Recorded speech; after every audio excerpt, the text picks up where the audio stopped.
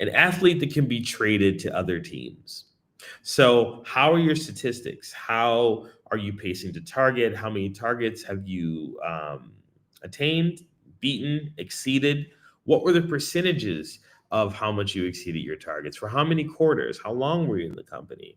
What are some things that you learned in terms of sales tactics? What are some of the practices over here that you don't like in the organization? These are all skill sets and weaponry that you need to have in your sales career, which is your sales career, not your career at X company or Y company. Because that's usually where people get it confused. And that's something that I think people learn when they're older. And they should probably consider adopting that much younger. And I think they'll be better performers, they'll be better staff members, and also they will be able to not be so hard on themselves when things get tough.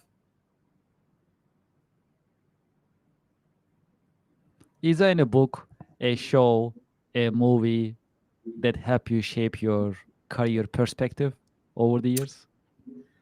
Quite a few movies. I will tell you my favorite movie, which is Layer Okay. Cake with Daniel Craig. I just love the concept of just kind of how that movie was set up and operates, and that's one of my like favorite movies, just in general. But I would say that when it comes to books, there's a variety. But I actually read historical books. I don't read business books actually.